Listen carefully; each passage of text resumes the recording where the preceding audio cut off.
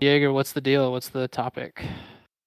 So Mr. right now, the only Mongo. topic I really have for you guys is I want to know what you know now that you wish you knew 6 months ago, as far as like work goes. Not like in general, because I'm sure there's way more there, but like as far as like cybersecurity goes, what do you know now that you didn't know 6 months ago that you wish you knew? I mean, I could take the start of that. I wish I would have known to use forensics more often in like a red team engagement. I've been playing around recently with doing like memory grabs and even some disk grabs, disk image grabs while I'm doing some red team engagements for like a post exploitation type thing. Kind of that whole pillage piece where steal as much data as you can to move around in the environment. I've been finding a lot of credentials and other valuable things in like my forensic dumps outside of the network, obviously. So it's a lot harder to get detected if you're outside the network analyzing, a dump of memory. Obviously, you've got to make that memory dump, which creates an alert. But it's all about knowing what you do on the disk, and I kind of enjoy forensics at this point. Kind of just digging into what I'm doing as a red teamer and figuring out how to make sure I don't leave as much artifacts behind. What are you dumping memory with? I've been playing with a bunch of different tools. Crap, that was like a kind of a off the topic. I wasn't ready for that. Windup, I've been using a little bit, but um, what the hell have I been using memory with? The reason I ask is when I was doing a bunch of forensics, so same kind of thing. I was having a lot of issues with some of the memory dump tools not having signed drivers, and so at the entity that I worked at, they had the secure boot on. So basically, you couldn't dump memory because you couldn't use an unsigned driver to load into the kernel. And so if you wanted to fix that, you had to reboot, which basically completely defeated the purpose of dumping memory. So Right. yeah, it was kind of frustrating. So I mean, we just had to try to use other tools, but I think So I know what we were using for sure, but I know my bypass, kind of like the driver piece is like if I have an RDP session, I could just use like the Windows native function to just like start dumping process memory, and then I'll start just dumping process memory from there, and just it's like taking memory from there, like maybe not the whole memory dump, right? But if I can't do it that way, I'll just start grabbing like pieces of memory or process memory and see what I can find from there. Are you targeting specific systems that you'd want for those memory dumps, or are you just taking whatever you can get? Like, is there something specific you're looking for? I mean, it really depends on my objectives, right? Like, what am I trying to do? Where am I at in the environment, I guess, right? If I'm trying to steal SQL data, then obviously I'm going to be going after more SQL type systems. So I'm going to want to go after processes that are related to DBAs or SQL area, obviously. But if I'm kind of just getting into a network and I don't have any pivot options, I'll kind of just pillage whatever I can off the box. I mean, I like to spend a lot of time in app data, but that's not really pillaging memory. I mean, app data is my area where I steal a lot of good information to get around a network. Typically, any app data directories on systems, it's kind of my go-to at this point, and it always has been. Yeah, app data is a good one. Yeah, and that's not even memory, really, right? So Yeah, that's not memory. Solid bet. Yeah, that's solid bet for sure. Maybe you can access it external too. Oh God, yeah. Well, and the reason I asked that was just kind of like depending on the system, right? Like if you've got a company that's actually doing a really good job with monitoring and taking in like Windows events or something like that into a central location, it can be a double-edged sword for an attacker to basically find that, I guess, all those logs getting processed into I don't know, like a Splunk or something like that. And if you get access to that, then like you're really in good shape. But I was just wondering like what you were kind of targeting, like host versus like server versus I mean, it really depends, right? So, like, if you have like an assumed access or assumed breach, right, an engagement where you start in the environment, then whatever I can ask you first. But if I'm doing like the traditional, true external, nothing red team, where so I'm targeting the external, I'm going to social engineer my way into the organization through like a fish. Then of course I'm going after workstations on that fish, and I'm going to be targeting pretty much anything that I can do to get elevated on those boxes versus a server. Maybe I'm looking for other service accounts, but I'm probably already elevated when I'm on a server, to be honest. yeah, that's fair. So I'll basically be looking to elevate myself on workstations, and then if I'm on a server, I just kind of look at other service accounts or what can I pivot with. You still find that you can pass the hash a lot? Oh yeah, I find that all the time. I mean, I did a recent engagement actually where we were in the environment within 6 minutes from an external. Or well, sorry, it took us about a month in this red team to gain access to the external network. But once we were in, it took us 6 minutes to get the ntds.dit file, and then from there we were actually able to access every single database this organization had and just dump it all if we wanted to. Of course, it was all production data, so we only took our samples from areas.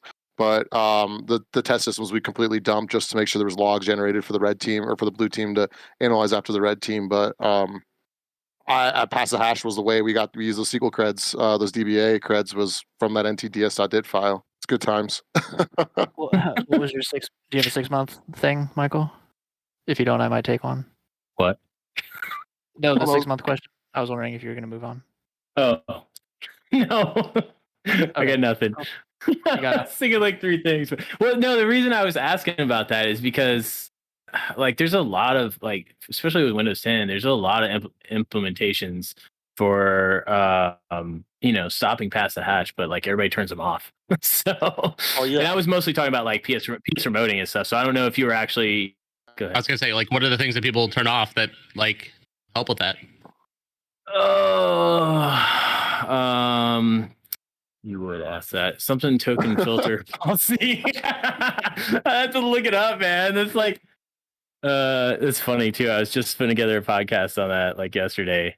Yeah, there's 2 basic things. So one of them basically if you implement it, then it makes all administrators or like any administrator, so whether it's local administrator or whatever, basically have like all administrator privileges. And then the other piece is just changing the environment so you're not essentially being able to utilize past the hash. I'm sorry, I'm on the wrong computer to have my notes with me, so I mean, you could Probably totally should plan that better. disable NCL authentication across the organization too. But I mean, there's always going to be ways around things, right? Like we look at NCL Right. v2, and we've got we got those we got relays what we could use to pass the hash with on NCL v2. So I mean, it and then you got pass the ticket. It's really there's always going to be these authentication mechanisms that we can still just utilize or abuse, basically from our perspective as a red teamer. Yeah, it's hard to Yeah, lock I'm everything not. up. Well, yeah, and like really the best thing you can, like as a defender, the only thing you can really do is abstract the credentials, and like all you're doing is really adding layers, which I guess makes steps. It takes time. It gives more opportunities to get caught. But at the end of the day, if something needs to pass something somewhere else to authenticate, a red teamer is always going to be able to find some way to take advantage of that. Yeah, it's way easier to like I come can in and kick stuff down than try to Well, I find mean- all the holes and stop them too. I mean, but that's what I look at. And I recommend like active defense, right? Like trying to build maybe a cyber kill chain, or at least trying to, assume compromise. Always assume compromise, and have that detect and response. Don't try to always do prevention. So one of my biggest pet peeves about cybersecurity, well, there's a couple of them, but one of the biggest ones is all of these organizations that if it's not a CVE, it doesn't get fixed, right? On most of my red team engagements, I don't put a single CVE or vulnerability that's been exploited per se. From a vulnerability perspective, right? Like the traditional vulnerability of, hey, our scanner found it. Hey, this is a CVE associated to it. No, it's configurations. It's your multi-factor authentication, your Active Directory, your permissions. I mean, there's so many things that organizations just don't care about because their scanner doesn't find it for them.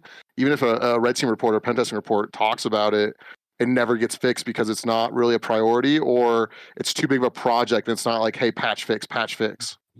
Well, and I think that's one Yeah. of the biggest kind of lies, I think. And this, you actually kind of stole my 6-month thing, Nick. So thanks. But basically, yeah, I mean, I think that is kind of like almost one of the greatest lies that cybersecurity people tell, is that like you can prevent breach, like that preventative measures are enough, that we can, give you this tool to put somewhere on your network that will stop breaches from happening, when really a lot more effort needs to be put into watching breaches happen and then responding to them. I because- agree. Yeah, and it doesn't even have to be a breach necessarily, right? Because you have insiders that get mad and decide they're going to take something down because they had a bad day, or they hate their boss or whatever. Yeah, you're never gonna know. And But you that's don't not know where how. that's not where the really, I mean, I shouldn't say that's not. I find that a lot of times those who should be savvy and monitoring and being able to take action, or should be setting up stuff in advance to, like Nick was saying, to monitor and take action. Those aren't, that's like the B team that's running defense, which is, that's what I think. Yeah, like so one of the big things that should change. I mean, you're not wrong. I've seen organizations where they're like you say, like the A team, let's say, right? They're doing this could be different in every organization, and I don't think it's maybe everyone, but most of the ones I've seen is they have the top of their talent doing all the patch management. They're going off of these tools that, like Ryne said, are tools that say, hey, we're going to prevent access to your environment, and that's what they're working with, and that's all they're doing. They're spending their time on that because they get a score sheet or a scorecard from someone saying, hey, look how secure you are, and that's just crap. We all know it. You're not that secure if all you're doing is paying attention to CVEs and exploit dev. Because let's look at 0 days. A 0 day comes in. What are you going to do if you're hit with a 0 day and there's a POC on the internet? What do? You don't do anything because you can't patch it. So how do you detect that being utilized in your environment? And how do you prevent or respond? I mean, not prevent, obviously. How do you respond to the actions on your environment from that 0 day? You have no process in place because your organization doesn't focus on it. That's where you move into what you were talking about, because forensics is not just something that happens at like crime scenes or after ransomware. It should happen after all incidents, because that's how you learn what the attack path was. Like you were saying, you may have spent a month trying to get in from the external, but once you got in, how did that happen? How can that be mitigated in the future? Or, how can you set up a better way to mitigate all the follow on, the post exploitation that you were pivoting around the network? Yeah, and what was different than during that month when you were banging your head up against the wall that wasn't present the 5 months previous? That one user came back from vacation. Right. Yeah, I mean, it was. You could have thought before you got that entrance, and then a 6-minute window to domain admin, right? Like, oh yeah, no, I agree. It's nothing changes from the external perspective except for maybe a couple fixes. And to be honest, I didn't exploit anything to get in. I abuse multi-factor authentication like almost every other red team engagement where I can't use like social engineering. I go after authentication. Yep. You look at people's credentials and MFA. What can you do to get in? Yeah, and there's always going to be someone whose password is spring 2021 or whatever, because it's just the way it is. And it's funny because we assume that networks are secure when like the default state of a network is to provide access. Its entire purpose is to give people information, and we're fighting against its natural state when we take a defensive position. And I like, everybody says it. I don't know how many people believe it, but like the assumed breach model is perfect because the assumption of the network's default state is to provide access and to give away information as efficiently and quickly as possible. Any defensive action is going against that default state, and so you're fighting an uphill battle all the time. And really, you need to focus on strange, abnormal connections, because there's always going to be connections. There's always going to be data moving all over the place. You just need to baseline it and figure out what's different. Because I think that's really the key too. Yeah, and everybody always jokes that the safest network is the one that is turned off or doesn't exist. But again, you're fighting the reality, and the default environment is to give everybody as much access as possible from a server's perspective. That's its job. So I mean, yeah, and so I mean, but how do we as an organization though then change that, right? And this is the hardest thing that I've seen is you even have the blue teamers, the SOC and others that haven't had the red team experience, haven't visualized it from our perspective, right? They might see some of these events, but the vulnerability management, the vulnerability ops teams, and things like that. How do we change how they approach security, even security architecture? Because all we look at is what vendors tell. A lot of the architecture that you get in organizations is from vendors. This is my other pet peeve that I have around cybersecurity is all the vendor vendorism. Vendorism. How to say this politically correct is all the things that the vendors tell you that they're going to do, or the quote unquote features that are going to prevent everything, and that's just not possible. I don't. There's so many tools out there nowadays, and this is also another problem. Is there's too many tools for organizations to actually build a proper security environment or security architecture throughout their environment, because they're always looking at these other different tools that do one thing or the other thing. I mean, we might have good log monitoring, but do you log everything on SQL? Do you log everything here? Like, if you have a log management, you should be logging, all your critical areas, and if you're not, that's an issue. But there's all these tools that can do X, Y, and Z, and maybe X, Y, Z plus another Z. I mean, there's a Z that doesn't exist, right? And it's just frustrating because how do we as like red teamers or others that understand this limitation in security, how do we change what the leadership believes, or these other architects that haven't really seen what real red teaming is, right? Yeah, and it is also really interesting, like the number of times a red team will come in, do its thing, and then kind of maybe you have one readout with the blue team, or maybe you write a good report, make sure it get. I mean, you always write a report, but maybe that gets to the right people on the blue team. But once it's done, it's kind of done, and there is no follow on like a month later to say like, hey, what have you put in place, and like, maybe with like that. A lot of times these like especially small cybersecurity boutique firms, they're kind of in and out, and then see you next quarter or see you next year. That I mean, it unless you're internal to the company, right? You don't really get that long term, like continuous feedback process from the red team to the blue team. well, that's why red team's got to be, red teams, and this is the terminology in the industry, right? A pen test is almost quote unquote become a red team, where organizations are like, hey, you need a red team in a week or 1 week to 2 weeks, and then you're out and you don't really come back. But that's not a red team down in its core. Yeah. That's not even close. Yeah, That's no, it's true. a condensed time frame. It's a condensed time frame to try to produce results.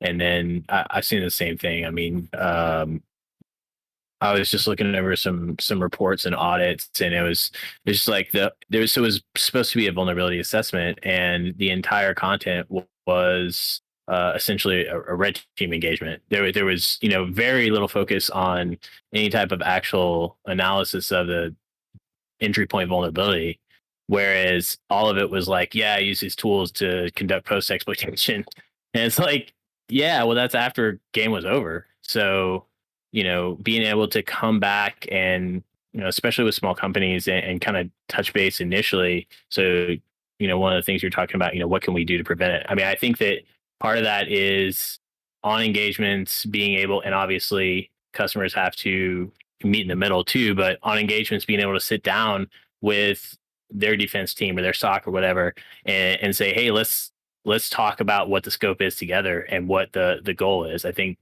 having a common goal is the start of that. Oh, that's where the purple team comes in, right? So the red team is obviously stealth, and then we can come back later and address it. But then you have the purple team where you can actually sit down with the SOC, and I think organizations should do more of this, right? Where you discuss the scope and you work together with them throughout the entire engagement, right? And now it doesn't have to be like, hey, we're going to test the MITRE ATT&CK TTPs. I mean, it could be that, right? We could do things like that, or it could just be, hey, we're going to do a red team assessment, but the entire time be in full communication with the SOC, so they know what we're doing where, and they can build alerts and detection around it. Because a lot of what I see during a red team event, let's say internal or external, where you actually do follow up with a SOC, which is rare. Like we said, it's rare when that occurs, or the defensive teams, right? If that does happen, a lot of what I see is, oh, okay, well, that was a red team. We've got too much work already going on. We have too much to go back and look at the historical logs that you just did. And that, I think that is just really hampering a lot of these engineers and these SOC teams, is they feel like they have too much other work going on to go back and learn from an engagement that's already occurred and they could actually take actionable items from. So do you think No, that at that that makes point, sense. like, I mean, do you think at that point then it's like you aren't ready for a red team kind of thing? Like, how many times do you think it would help an organization to hear something along, and it would be bad for our business, right? But basically to Right. tell them, no, you're not ready for us because you're already swamped. You're already swamped in a Well, neutral state. We can't get so I offensive think with you right now. Yeah. I think that's the point where I mean, yes, that's half of it. So they're not ready. Yeah. But at the same time, why are you, there's a lot of reasons you can be swamped with work, but I think a lot of people aren't using like, Their time properly. so the same capabilities that we use as a red team to script stuff and automate stuff and then go back and verify it, they're not using that in the forefront. Because like they shouldn't have to be searching through logs. Like they should have a process where, like Ryne was saying, a known good state, like we should be better at dynamically automating a known good state. So we set a network up, like we should be better at like taking a snapshot or having a snapshot and then having scriptable capabilities in order. And I say we as like, defenders across the world, having scriptable capability to go through and parse all that data, because the reality is there's just too much data. It's like, 20 years ago when we were using Tripwire, and like, dude, it's a great tool. Like you could definitely tell when any file was touched on your Linux box. The only problem was you got about 8 billion results.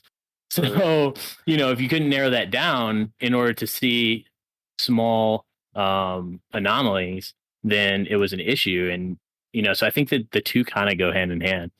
So I think you're talking like tuning there, right? So we're Right. talking about tuning, and the thing that I see most organizations, the reasons why they may or may not have tuning, right, is honestly comes back to my pet peeve of vendor tools, new tools. We have another project coming up that we need to go deploy this and next and this, but have you already deployed your first project completely? Have you tuned it? Have you made it useful? Because you do have the front line, right? You do have the tier 1, tier 2 soccer, or depending on what organization, all the way up to like tier 3, 4, right? You have your frontline defenders that might actually be busy, and maybe they're writing playbooks and those playbooks speed it up, but when it comes to tuning the tools, right?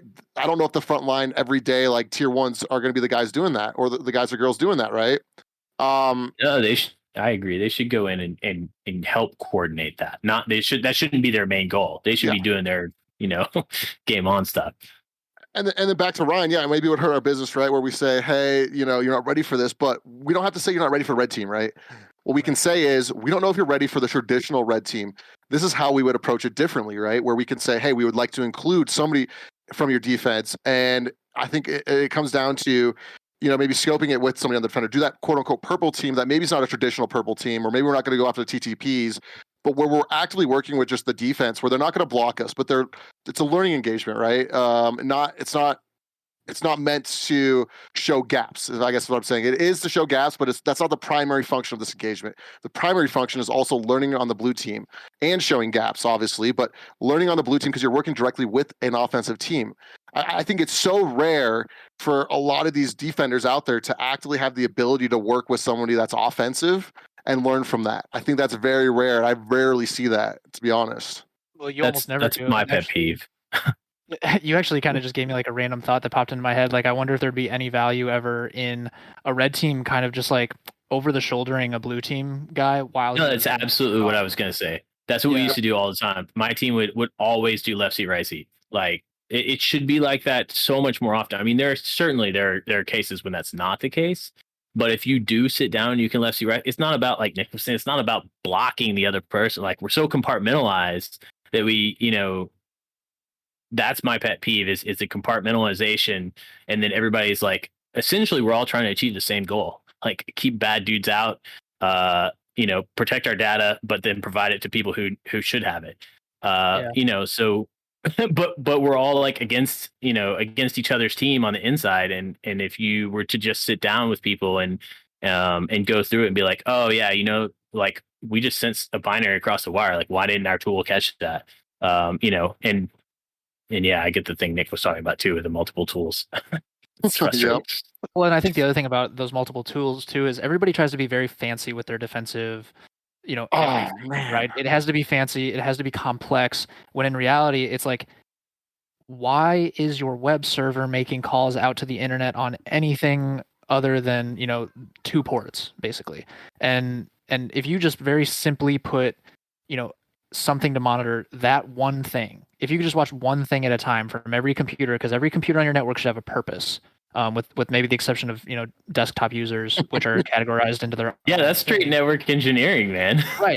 It's just architecture, and so how many times do you get on a network and it's like the hospital heartbeat monitor that's keeping somebody alive is on the same network as their printer. Oh, so many times. Right. Why are these 5 user boxes talking to each other? I mean, remember that red team engagement I did not long ago, Ryne, where I took down a manufacturing plant, and it was like, what the heck? Why is this on the same subnet as the network I was on? Like, oh man. Right. Yeah, and it's like all I had was a standard user account, and I was on the VPN network, and I did an Nmap scan and knocked down a systems controller on a manufacturing line. Like, what you just told me is that any one of your employees at any moment could have shut down your manufacturing with no effort at all. Assumed breach. And so this is the thing. Go ahead. I was going to say, even beyond just like the simplicity of network architecture, right? Because that's kind of a whole other animal. And like, networks get out of hand, it's a known state. But like, even simple things like how many, I always think about how many organizations could benefit if I just gave them a script that ran Nmap as a cron job every week and then diffed the results. like that alone could save somebody somewhere so much headache, and it's free. It's like 4 lines of code, and they wouldn't necessarily even need me to come in and because that's what we do. We find differences in networks or unexpected configurations. And I wonder how many times if someone ran an Nmap scan once a week and just diffed the results, they would find something super surprising that someone plugged in, their Xbox into the, conference room TV or something like that, and they'd be like, "What in the world is this?" And it would just be squashed immediately. I mean, but all that comes back to proper network architecture, even security architecture. We talk about all these tools and environments. When you go to an environment, let's say they spent like 5 million, 10 million, who knows what, right, in the last year on their cybersecurity budget, and they've got all these crazy tools that vendors are saying are going to just protect you from everything. And then you go into the network and there's no segmentation. Active Directory is a nightmare. MFA is not even deployed in areas, right? I mean, you look at and those come with some of the suites they already own from areas, right? And so you look at all this money that's being almost wasted in the industry on tooling where you're not even going back to the basics and properly building your environment or your network or properly assigning permissions in that environment and even upgrading like Michael was talking about earlier, all the things you could do to prevent NCLM past the hash, right? Or just past the hash in general. There's so many features that come with Windows and other operating systems that we could just implement that never get implemented, I think, in environments that would make your environment like 80% secure and 20% of the time. If you spend the time to figure it out, app blocker. How many people actually use app blocker in an organization? I rarely see it. And when I do, it's kind of a pain to get past. But I mean, there obviously are bypass for everything. Well, and I think the vendors, when they come in and they say, buy our one tool, I think a lot of the reasons kind of, Nick, you were talking about how people are overwhelmed, or Michael, it might have been you, just talking about how, like, these guys say, well, we can't get to that because we got a million other things. I mean, they're probably using one tool that's shooting a million alerts up to them, when in reality, they'd probably be better off taking a million tools that do one thing and just picking the ones that are most relevant or the ones they can handle at the time. To say, kind of back to the example I had, like maybe there's just a script that runs an Nmap scan once a week. It does one thing, it does it, and then once you got that automated and you know exactly what you're looking for, you add a tool that looks for, the next, quote unquote X factor for your particular situation, as opposed to people coming in and saying, well, our one tool will cover every use case for every single what's it called, industry, every single sector, and just look at all this data. Look how great all this data is, when in reality I'd be better off taking one piece of data for 2 weeks, learning it, and then adding on, and at least something would get done that way, instead of just like this paralysis from immediate overwhelming of every single tool that's available in the entire world all at the same time. So I mean, so what's derail the conversation there? No, you didn't. So I mean, what's some of the like let's just say like a defensive thing. I mean, I don't know. We're not all. I mean, we've done some defense here, but we're not. It's on our day job, right? What would you recommend from like a defensive perspective? Then is it just the Nmap, like analyzing Nmap? But like, I mean, how's that really gonna? I mean, it'll help defenders, but it might not totally help defenders. It'll help an organization, of course. But what would you recommend for something like a defensive perspective? So there's a log for everything, right? Like. Yep. Every time you click something on your computer, you could potentially generate a log that gets sent off to Splunk or whatever your log aggregator is. And I think what a lot of people are doing when they install these log aggregators is they say, like, yeah, I'll check every box because that will make me more secure, right? Because I'll see everything. And I'm saying maybe uncheck every box and start with, let's look for like, rapid password failures, and start there. And then once we understand how many, say you have an organization of 100,000 people or something like that, you probably get a password failure every minute, right, or something. But you have to know that for you, as opposed to a company of 100 people that has a password failure like once a day, or something. And so but you look at just one event, as opposed to I'm just saying these aggregators come in and people think the more I take in, the faster I can take it, the better off I'm going to be. I'm saying, let's just assume, that pick the one thing that's most important to your company in the one spot on your network that's most important to your company, and secure it. And more than secure it, because it's never going to be fully secure, because a 0 day will always come, at some point this year. Don't secure it, just get to know it really well. And then once you know, like, this machine only talks to this machine, and I know that, and maybe my firewall sucks and my stuff's misconfigured, so it could talk to somebody else. But I just know because I've been here for a month watching this one event happen over and over and over again, I can see something that sticks out. But a lot of people I feel like just get pushed into a SOC in a new company that just stood up their best, their huge defensive fortress of everything. And they go, what am I supposed to do with this? I don't have any idea because I've got events popping off every millisecond. I really like what you said there. Get to know it though. I think that is I think that is something that actually is a gap in almost every defender's, unless you've been there for 5 to 10 years, is get to know a network. And it's hard because if you're going into a tier 1 SOC position, there's turnaround. There could be a lot of turnaround, right? Because people want to, obviously always elevate their career to tier 2, tier 3, and maybe they move around in organizations, right? Obviously because of pay things, but getting to know the network is going to be the most valuable thing anybody can do from a defensive perspective. And I think that's rare. That's why, like, when you go in to do a pen test and, you're working with network engineers and you're like, all right, well, let's take a look at the network diagram, and they're like, well, we don't have one of those. You're like, all right, well, because that's happened to me about 20 times at least. Or you say like, what subnet is this, particular QA server on? And they're like, oh, production. We just kind of we just kind of guess host names till we find it or something. It's just stuff like that where it's just okay. You can't fix any of the problems that I'm going to give you, which I'm inevitably going to give you after this test, because you wouldn't know where to find the place to put the solution. I could gift wrap the solution for you, and you still couldn't plug it into the right place probably. And it's just because there's too much for you. You don't have a solid understanding. You don't have a foundational understanding of the way your stuff is put together. And I can come in with a hammer and hit anything. I don't have to hit the right thing. I can hit anything. And you have to find the right place that I randomly swung a hammer. The network diagram thing is like amazing every single time you hear it. And it's just like, how do you admin the network if you don't know where anything is? How do you do your job? Let alone stop me from doing my job, right? I love finding hidden subnets because, like, oh yeah, there's no network diagram. So then you go and find like a subnet, like, oh yeah, we thought we decommed that entire network like a year ago. I'm like, you haven't patched this entire network for a year either. Wi-Fi tests are notorious for that kind of thing too, because no one knows how many access points they have in their building or how many. They're not scanning. Well, yeah, and IDs. Yeah, it's Wi-Fi, and that's a whole nother animal. Yeah, I love doing Wi-Fi tests because I always it's connected to my production network. Yeah, well, we went to the hospital one time, and there was a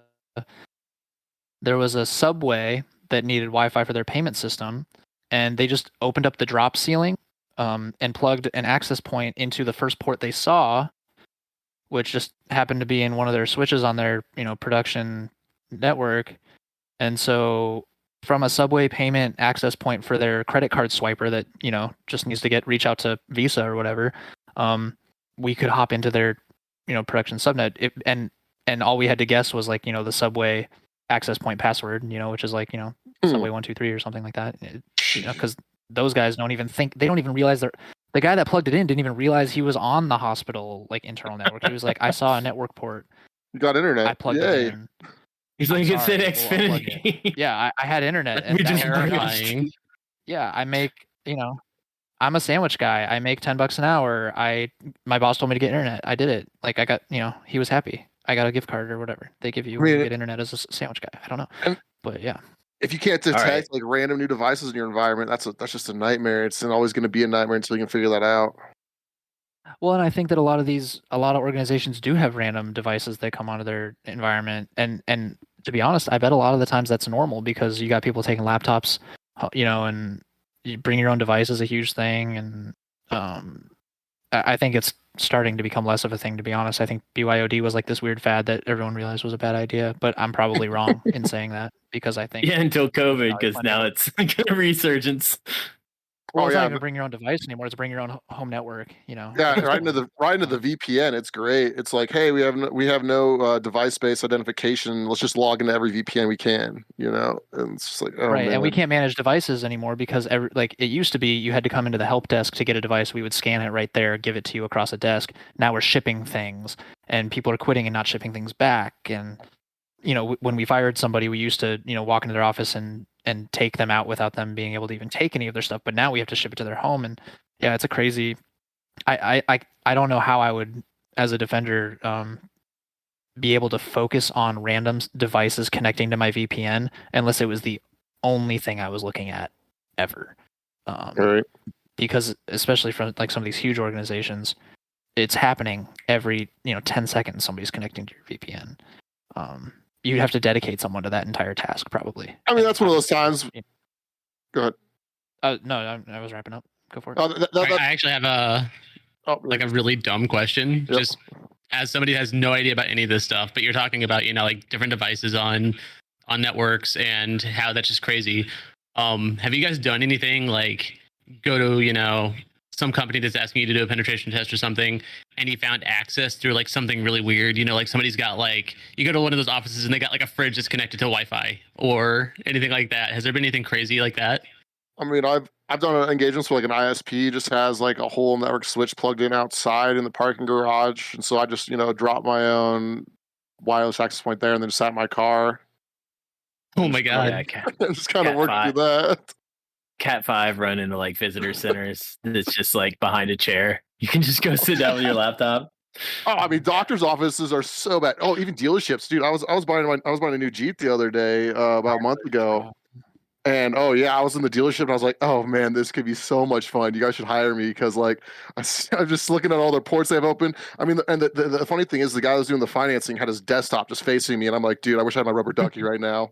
Like I could have just plugged it right in the back on the USB port there and been done. With him sitting there, yeah. Oh yeah, he would have never noticed it. I mean, the whole computer's unlocked. I'm just like, oh my god. Well, and when you're negotiating a deal at a car dealership too, you're sitting in the salesman's office, and he gets up and to go talk to his boss, who does the charade of saying whether or not it's okay that you pay that price for that car. But they leave you for 5 minutes of sweat, and I'm like, you didn't lock your computer. You just walked away. And the number of times, when they do financing now, it's all on their desktop, so they'll just give you their keyboard and say, log into this financing site and type in your social security number, and I'm just like, I need to get a keylogger on this bad boy because goodness gracious, like that's why I think there should be like an increase in person pen testing. Like I think a lot of people don't do that, and so they're like, oh, these there's attackers, you gotta attack from the outside through 6 firewalls, and it's like, bro, I can walk into your office and you'd be owned. Car dealerships are the worst for that. I've the number of times I've walked into like any car dealership and been like, there's computers everywhere. Oh yeah.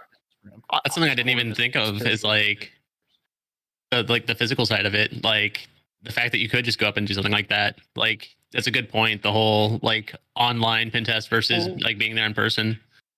I mean, I'll be honest, because that type of access is. Well, and how many times does a doctor, come into it can't be beat. Yeah, that type of access can't be beat. Think about when you're sitting in a doctor's office, right? The nurse comes in, drops you off, does your vitals, and then walks away, and you sit there for 45 minutes in a doctor's office by yourself with a computer. There can't be cameras because it's a patient, room and all that. Half the time the computer's already logged in. Probably with somebody's card that's like plugged into the smart card reader, and it's just like, goodness gracious. I mean, I think physicals should be a priority with a lot of the organizations that are like that. So like you have a lot of organizations that are like office space, right?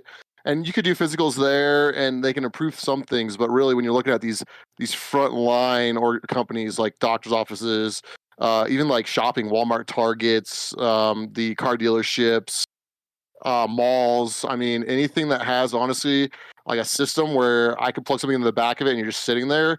You should understand the implications there. I mean, banks. I've been left alone in a bank with a desktop sitting right in front of me, logged in, and I'm just like, I could plug this into this port right. It's 3 inches in front of me. I could cover my arm with a folder. Nobody even know I plugged it in. I mean, and then that's kind of what I was getting at. That's kind of what I was getting at earlier. Is that I worked at Facebook briefly, right? And it's like one of those. They never want you to leave. You're always there, so they have like everything there for everybody that wants it. But like they got everything connected to their network. They've got toasters connected to it. They got their fridges connected to it. They've got everything connected to it. Like, how bad is that? Oh, it's bad. IoT is some of the worst security out. I mean, well, it's maybe getting better, but the biggest thing about IoT that deployed, like say toasters, anything in your house or fridges or whatever, smart technology, all of that stuff, when they deploy it, they quote unquote think it's secure. They have security around it, but you're never going to get patches for it unless you maybe got like a GE and they're actually pushing patches, but their priority is not security, and it's never going to be security. It's really about making it easy for individuals at their house to do more with technology, really, and or in businesses, right? And so it's never going to be fully secure. It should honestly go back to the fundamentals. Different network segment, have that locked down completely different. Even if you don't monitor it, just don't let it allow access to everything else. Yeah, I'm a big proponent of like, using technology. But yeah, it like your camera network or, your fridge network should not be connected to your, um, super important data network. There's segmentation, like, again, brilliance in the basics. Like, that's basics. That's hacking like it's 1990, man. Well, that's what I was going to say. Is it sounds pretty obvious, but I wonder how many places are just not, paying attention to that and just go, well, it needs to be connected, and we're just going to connect it. Oh yeah, we there's plug a whole lot of everything into everything. There's a whole lot of it. It won't happen to me, that feeling that stuff happens to somebody else. It's not going to happen to me until it does, right? Well, I think there's a lot of like end users are not encouraged to put it like Ryne was saying, put a sniffer online, man. See what kind of data is going in and out of your network. Like, see if you're passing clear text credentials. Because anybody can do that. It takes 5 minutes to learn how to use a network sniffer, and there's a myriad of ones you can use, and especially if you're some type of company, yeah, that should be encouraged. You should be encouraged to know what's going on inside your network, what's going on, what's going back and forth. Yeah, this is kind of one of those weird things where the old saying is like an ounce of prevention is worth a pound of cure. I think I like it. In terms of cybersecurity defense, though, I think we're so heavily focused on prevention that we're forgetting about the fact that these things are inherently insecure. They were designed without security in mind at all, with the intention of essentially being insecure. And in this particular case, I don't, prevention is there's always another 0 day. You have to be able to fix problems that exist, not keep them from happening. And a lot of people, a lot of cybersecurity companies specifically, are very prevention focused, right? Keep your patching up to date. Keep your stuff behind a firewall. Keep your, use two-factor authentication, which are all good practices, but they don't protect you from an attack that is bound to happen that you have no way of stopping ultimately. I mean, your weakest link. So you have to look inside your network. Yeah, your weakest link is your end user, to be honest, is an individual. If I want to get into a network or an environment, I'm going to target the employees. Why? Because I guarantee I can get them click on a phishing link, or I guarantee I can get them to do something else where it's going to benefit me. Maybe that's clicking accept on a multi-factor authentication token, right? Because I already have a credential. Or, or clicking and downloading my malware, running it on their system, putting it in the environment. I guarantee I can get in that way, or physical engagement. There's always going to be a way in. But what do you do when you've been breached? How do you know you've been breached? I mean, the funny thing is everybody talks about prevention, but there was always the saying in security, which is still a thing, or it's not even a saying, it's like a fact, is that most organizations don't realize they've been breached for 3 months to a year to 2 years out, right? And half the time it's the FBI coming to the door saying, hey, here's all this data that was dumped on the internet. Nowadays, obviously, ransomware is a bigger thing, and so it's kind of like, oh yeah, we've been breached, we've been ransomed, right? But before, when it was just data theft, it's like nobody knew they were breached because it was always focused on prevention. You never knew what happened in your environment, and that's a massive gap in the industry. Well, in ransomware today, it's not like you get hacked and then ransomed. They're there for 6 months. They're there for some amount of time where you could potentially cut off whatever access they have. But yeah, nobody's looking. Nobody's paying attention to and I don't even know if the signs, for the most part, I don't know how sneaky these guys are being in terms of hiding because no one's really looking. Once you're through the outer wall, you're pretty much good to go a lot of the times. I think we don't hear a lot about the success stories of people who do maybe catch them and kick them out and stop them, and I'm sure there's plenty of them, but they're not going to make the news. But yeah. What difference does it make if I catch a ransomware actor when they're already inside my network, as long as I do it before they drop, the ransom? Well, I mean, they could have already exfilled data, though, right? Potentially, but still, you're in a better spot than you would be 3 months from now when nothing's working. Yeah, so you got to be willing. You never want to lose, but gosh, I'd rather lose a little than lose a lot. Oh yeah. So there is that, it's not all is lost once you're breached. All is lost once they've accomplished their final objective. And you can stop them at objective A when their true objective is, to get all the way to Z. That's a win in my I think that for the I think again, there's a lot of compartmentalization. Like I think really across the security community, we should be coming together more and like Nick was saying, analyzing the attack path. I think that was Nick. Like taking a look at like what is harm, what's hitting the infrastructure, how that happened. Like, did they sit on the network in exfil for 6 months? Did they do that with a specific tool? Like, could we maybe look for that tool? And if so, can we proliferate that to the security community? You know what I mean? Like, because a lot of these defenders are sitting on Twitter, reading posts and stuff. I think we all do.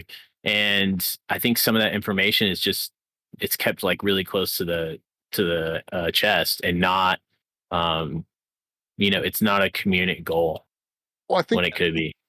I think one of the biggest things is maybe, I mean, I get where you're coming from there with the tools and all that, and there's a benefit that we could do by doing that, but I think one of the biggest things is that there's a lot of these things that the defenders are reading or they're seeing in the Twitterverse or anywhere else in the world, blog posts, etc., or the news even. But what does it look like in your environment? Right? We go back to talk about know your environment or know what's going on. What does this look like in your environment? And that's where I go to, is a red team too, or are we not mature enough to have a full red team? Maybe. But that doesn't mean we can't do red team activities against your organization and have you see what you can improve upon in that purple team fashion, or how to help better train your defenders to understand your environment by attacking it with these tools and see what it looks like in your environment. They read about let's say SQL attack tools, Power Up SQL, right? PowerShell SQL attack tool. They might have seen a post about that being out there. They might not have, because they're not offensive people either. But let's say they saw a post about that, right? But how do they know what that looks like in their environment? They don't know what it looks like querying anything because they're not actively using that tool. So how can we better show them, hey, this is how it looks like? And honestly, it's selling that collaboration. It's selling the, hey, we can help your team while we have fun, obviously, and learn more ourselves by doing red teams, but we can help your defense become better at the same time. And I think that's just something that the whole industry needs to move towards, is this collaboration type work versus, hey, I found 20 CVEs, I'm in the environment, which, I mean, everybody comes to people for pen test for compliance. And it's like, that does nothing for you right now. Compliance is not security. And it's just, we got to work for collaboration. And I think the red team can also help narrow focus too, because you can throw any tool at any computer all the time and generate all these alerts, right? But a lot of those alerts can be false positives, or maybe they're real attacks, but they're not. No one's going to get anywhere with them, right? So we could even, as a red team sitting next to a blue team guy, say like, I see that you're looking for any alerts for a SQL server on this desktop to desktop connection. Don't even look for that, because there's really nothing there. If you see that attack going into your, SQL database enclave, then yeah, that's probably something you want to pay attention to. But if some attacker gets in and just throws the kitchen sink at every IP in a subnet or something like that, they need to know what is, what would be a waste of their time as well. And the red team might be able to prioritize that a little bit as well. And I think that goes back to what Nick was saying about the vendorism, because I think the vendors are pushing that tool tunnel vision, right? Like, use this tool, throw this tool at every box in your network, it will make you safe. And I think that if there are people who just don't know, and they have this tool and that's their olive branch, they're using that tool. But like you're saying, I mean, you really at times just need somebody to come in and give you some different guidance, a consultant or somebody who has experience to come in and say, all right, cool, you're using that tool, but look over here, don't get stuck in the tool tunnel. The one company that I would love to see more vendorism from is Microsoft. Push Sysmon in your environment. Oh my gosh. You push Sysmon in your environment, you're going to up your security game significantly in detection. It's just a known fact, and you got to push it properly. But there's all these things that Microsoft does that they don't vendorize it themselves. They don't push it out saying, I mean, they'll be like, hey, look at this new feature, but it's not a, hey, we're gonna keep sending you emails about this awesome thing that's gonna help your network that you get from vendors. I think that would be a huge difference in like the detection piece.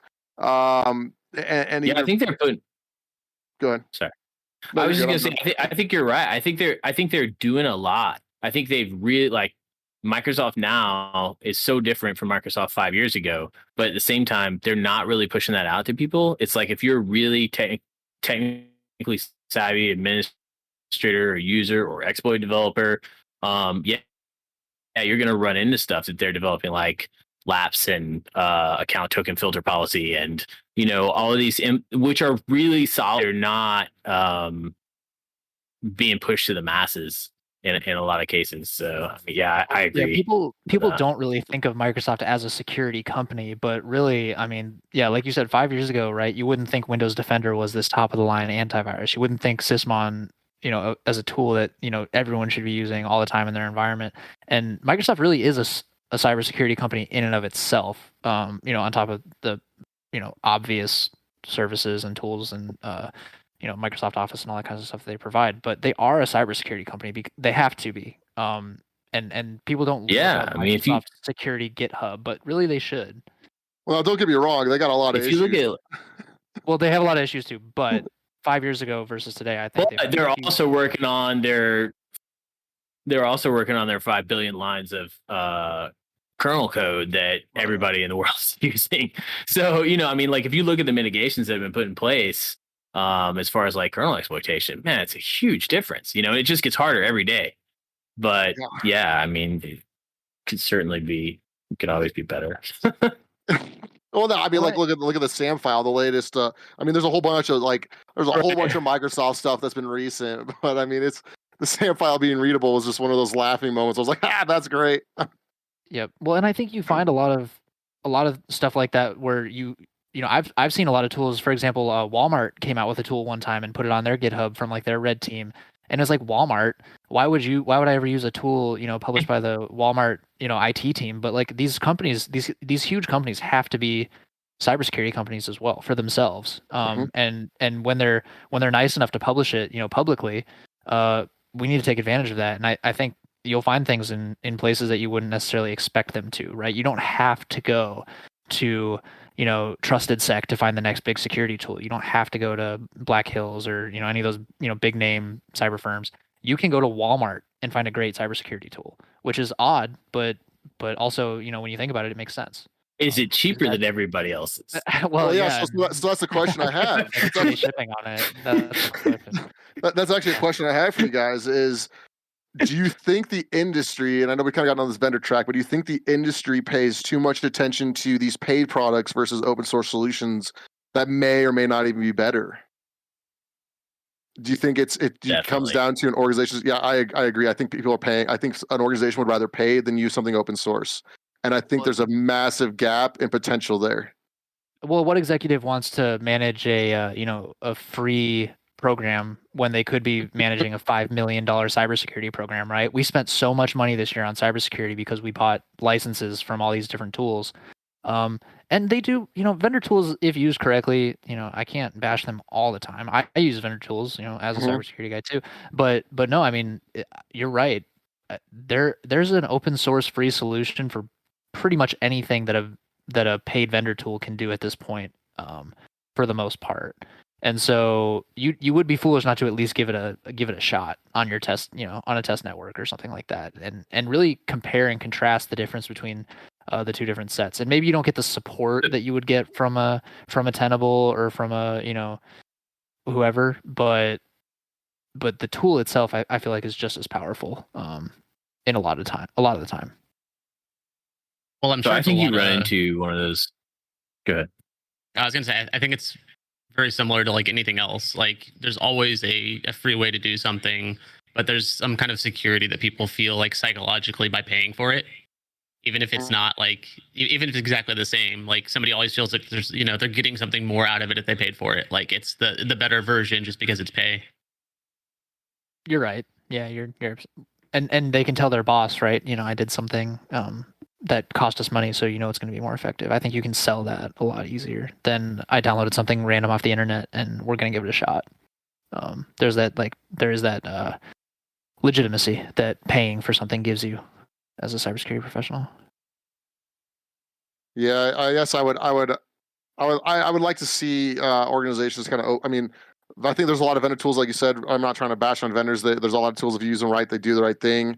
There's just so many of them that get tried to sold to organizations. Organizations buy too many of them, I think. But I think that there's a lot of these open source solutions that even do some things that the vendor tools don't, or that you can understand better. I mean, look at Security Onion, right? I mean, that was Love it. yeah, that product right there is a great example of an open source tool that, especially if you don't, let's say you don't have it in your environment. Let's say you don't even have a cybersecurity budget though, right? Or a small budget, and you can't afford these IDSs, these IPSs, these top of the line tools, and you don't even have a SIM or anything. There's so many things you could do. You could deploy an elk stack, and you could deploy an elk stack all free, and you could go deploy Security Onion and have that just be ingesting, and boom, you've already set up like pieces of a network that you're already building a more mature security environment than having nothing, right? And it's all free. Well, So if and you when you have do no that, budget, yeah, and when you do that by design, you're doing it one piece at a time. You're learning that piece as you go intimately, and it's gonna be more valuable to you just because you have to struggle through it, right? You don't have some Mhm. consultant come in and install something on all your machines and then like walk away and say, "Here's our support number. Call me when you have questions." and then it Um, crashes and you got to call them. yeah, and then they make more money from you making, support calls and stuff. Like if you download something from the internet, you read the documentation because you have to, because Security Onion, as great as it is, you have to mess with it for a week before you really can Well, use it. yeah, that's because there's 0 aliases and symbolic links. So you have to put like 8,000 directories in every path that you. If you I mean, if you it's not pay for easy. it, if you pay for it, you get symbolic links. I mean, it's not easy. I get it, but like Ryan said, it can be a learning opportunity. But these organizations that have zero security should 100% go open source right now. If they don't have a budget for it, open source. If you have a budget for it, then maybe you can afford that vendor support and get it done faster, and still have to rely on the vendors. But if you can't, or maybe you've already capped your security budget for the year, but you really are missing something in your environment, and there's an open source solution. Why wouldn't you deploy that? I mean, it blows my mind of why wouldn't we deploy that? Because you have to go I learn think it. there's just. Well, according to I think Michael, there's a it's lot. because of Yeah, I sim think. links, but yeah.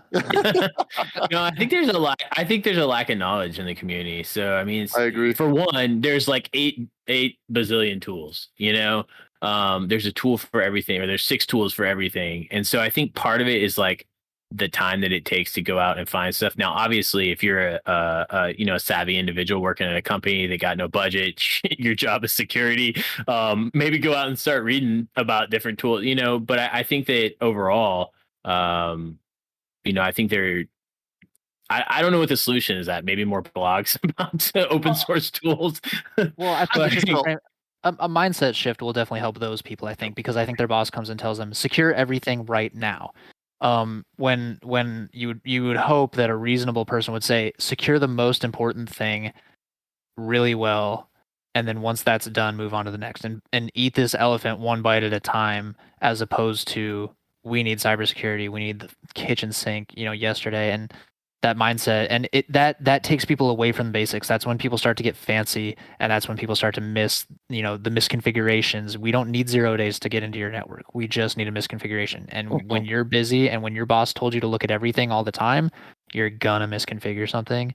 And we can come in and show you where that is, and you can say, thanks, I'll get to it when I finish my 500th Jira ticket of the day. Because I have to do everything right now. I can't do that right now because I have to do everything right I now. think that's another gap we have though in the industry is the headcount, right? It's the budget coming. We don't want to pay for headcount for X, Y, and Z, right? So you have like 2 employees that should be doing the work of 6 employees, technically, in most organizations I see. it sounds like the Marine Corps. Yeah, I mean it's everywhere, Everywhere. and that's feasible. But there's also there's burnout. People get burnout, and you get these misconfigurations because people are overworked. And yes, it's always going to be the case because everybody wants to make money.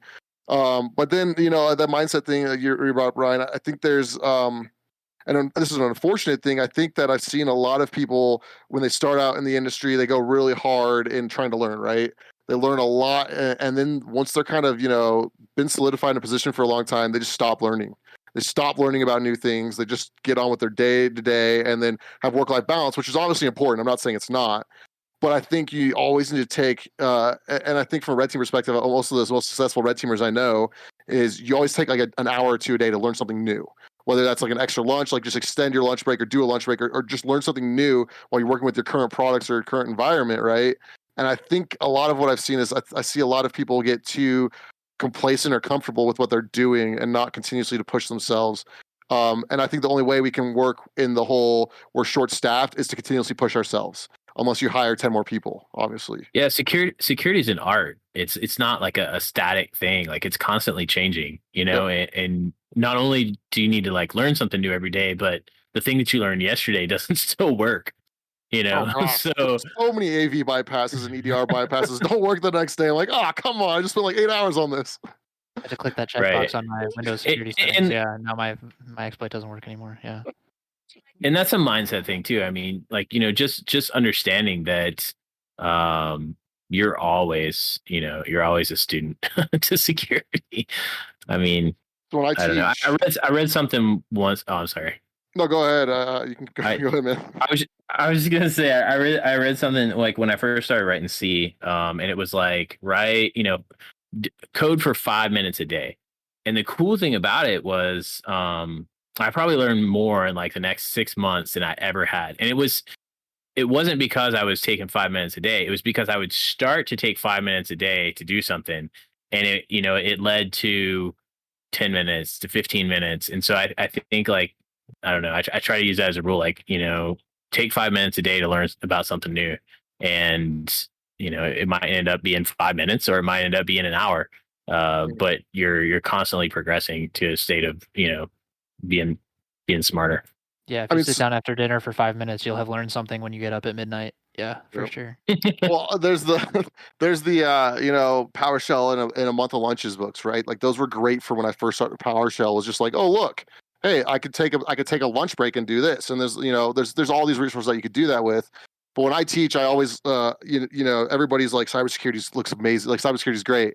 And that's, you know, quote unquote, the sexy job that a lot of my students at like community colleges or anywhere else are doing, right? And this isn't like my SANS teaching. This is me teaching like community college and stuff. But even I'll tell students at SANS this is, this isn't your traditional job where you're 9 to 5, right? I mean, it is, but it's an education. It's a continuous education. Whether if you hate school right now, if you hate learning and you hate going to Google, especially when I'm teaching college students, you hate doing this, then you're going to hate your job and it's not going to be fun for you. And then I tell my students, because they're always like, oh, I want to be a hacker, you know, I want to do this, it's the sexy job in security. And I'm like, okay, but first of all, there's a lot of report writing, so I don't know how great it is sometimes. Just really trust me. job. Yeah, really trust me. It's fun when it's fun, but there could be a lot of boring stuff. But then I'm like, are you willing to put in the effort to learn something new every day? And I can always single out students in my classes that aren't going to put in that effort because they don't even want to put in the effort to learn the material I'm teaching them or do the assignments, right? And it's like, if you're not even doing your college assignments, you're never going to put in the effort to actually fully be successful in this industry.